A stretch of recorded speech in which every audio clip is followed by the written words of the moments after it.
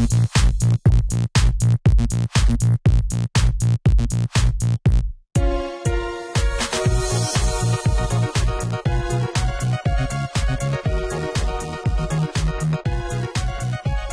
and welcome to Economics Unit 2. This video is all about the advantages and disadvantages of owning a home versus renting. So first up, renting. The advantages of renting include a landlord who will take care of many problems for you. Broken pipes, air conditioning doesn't work, whatever. You call the landlord, he'll deal with the problem for you. It's all part of your rent. Also, there's less upfront investment. You might have to pay first and last month's rent, but that's going to be a heck of a lot less than a down payment on a house. Now, the disadvantages of renting include less freedom for things like decorations, pets, or moving someplace else because you might be contracted into a lease. Now, these are things that you might have more freedom in some rentals than others. It depends on your relationship and stuff like that, but that's the whole point. It depends on the contract you sign, the relationship you have with the landlord, and not based entirely on what do you want. Another disadvantage of renting is that there is a security deposit that you have to put in when you first move into the apartment or the rental that you may or may not get back. That is also dependent on the contract and the relationship you have on the landlord, and not as much based on, what are your needs? How do you want to handle it? And the final disadvantage is that the rent that you're paying only benefits the landlord. It's not an investment into your future. You're not eventually going to own the place yourself.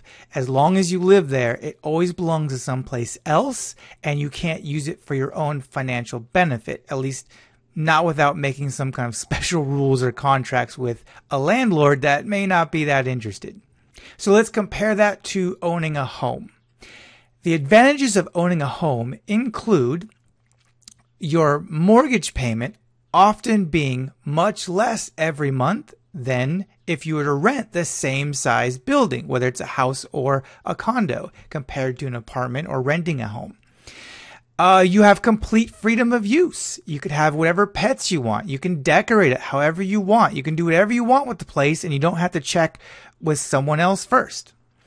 And finally, the money that you invest brings you benefit in the long run, because if you pay off that house, that mortgage in your lifetime, your monthly payments will just be taxes and insurance and your regular bills. So it could end up being just a few $100s a month for a huge house. Now, the disadvantages of home ownership are not to be ignored.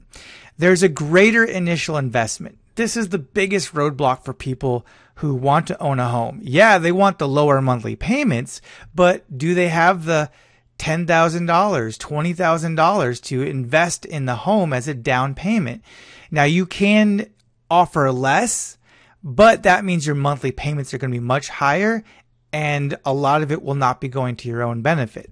Now, that might be worth it because you are still getting some long-term benefit, but it's just one of those things you have to be aware of is if you don't have that upfront down payment, it could cost you a lot to own that home. You are also responsible for all repairs. This is a part of your budget that you don't have to worry about in a rental, but when you own it, anything that goes wrong, you're liable for, you're responsible for. You have to fix all the things yourself or pay someone else to do it, which will go beyond your monthly mortgage payment, and sometimes might mean you end up paying more than if you had just rented. It just depends on how many repairs you're having to handle in that house. Something to think about before you invest. And finally, you have to take on debt. No one should be taking on any kind of loans to pay their rent in an apartment, but that is just part of the deal with owning a home. Unless you can buy the home cash and 100% of it up front, you have to take on debt to move in. That is what your monthly payment is paying off that debt. Now, when you do start taking on that debt, there's a couple terms you need to be aware of before you sign the contract, just so you're clear on where your money's going. One is the closing costs. Closing costs are the fees involved in arranging to buy or sell a property. It is such a complicated procedure, and there's so many laws that need to be taken care of and watched out for, and you just want to make sure your contract protects you as much as possible. That's why you end up hiring someone to help you find a house and close the deal. But that person doesn't work for free. They and the company they work for, if they work for a company, get some extra money beyond the cost of the home to pay for their services. Also, something to be aware of is points. These are fees paid to a lender, such as a bank, as part of your loan if they feel that the current interest rate that you're getting isn't profitable enough for them. Ideally, you want to avoid points, but they may not always be avoidable depending on your situation and the interest rates at that time. If you have any other questions about owning a home versus renting, let me know in class, and thank you.